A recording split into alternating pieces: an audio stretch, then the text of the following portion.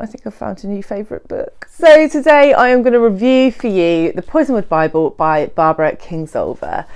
I loved it. Spoiler. Joking aside, this is going to be a completely spoiler-free review. My aim of the game today is to convince you that you need to pick up this book because I thought it was exceptional. So what is this book about, Gemma? Tell us, what is this book about? So in this book we are following a family who move to the Belgian Congo in 1959. The father of this family is a preacher and he's gone to the Congo to convert the savages that live in the Congo, and he takes his family along, his wife and his 4 daughters, and we hear this story from their perspective. So the wife, the mother, Orleana Price, we get her perspective but in hindsight, so she is talking to us from after the events of this book, and then we have the perspective of the 4 girls and they tell us the story in real time. And so we have the eldest daughter, Rachel, who is sort of 16ish, and she is very materialistic, and she comes across at the beginning as a very, very typical teenager, and one of my favourite things about this book was she makes so many mistakes in like common sayings, and at first I thought it was a typo, but then you can start picking them out as you go through, and it was one of my favourite things to do, pick out when Rachel was being an idiot.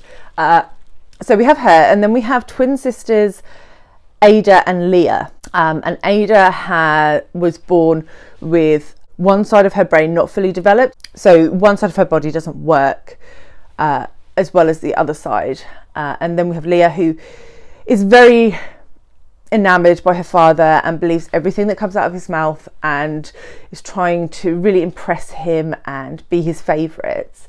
And then we have the youngest, Ruth May, who's just a 6-year-old who doesn't really know how to set it up in the Congo, but just is a delight to read and sort of shows you really the innocence and the naivety of childhood.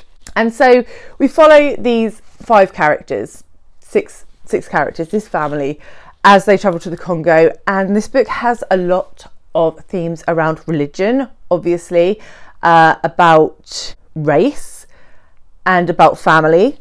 And it was really, really fascinating to sort of see a Congolese village, what that was like in the late 50s, early 60s. And the year that this family are in the Congo is the same year that the Congo gets independence from Belgium. And as you can imagine, that is quite a politically charged time in the Congo. And I found all of that stuff really, really interesting. The politics behind it, what happened to the Belgian Congo after independence and the division of that country.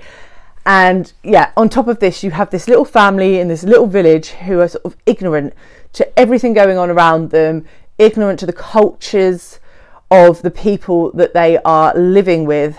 And it makes you pretty angry in a lot of places. The father figure, Nathan, is not very nice, should we say, and completely disregards anybody else's opinions and is quite frankly well and truly sexist, which proves for a challenging family dynamic when he has a wife and 4 daughters. So yeah, I thought this was magnificently written. I thought the 4 perspectives of the girls were so delightfully differentiated. There is one character that I grew to dislike quite a lot by the end of the book, but you kind of are rooting for all of them, and they all have their different stories, and it is a sad book. There is an element of tragedy within this, of course, but if you really like sort of sweeping sagas and families and learning about other cultures, this is absolutely the book for you. I can't believe it took me so long to pick this up because yeah, I think this is it is pushing Lonesome Dove for my best book of the year, and I think it is pushing towards one of my favourite books of all time.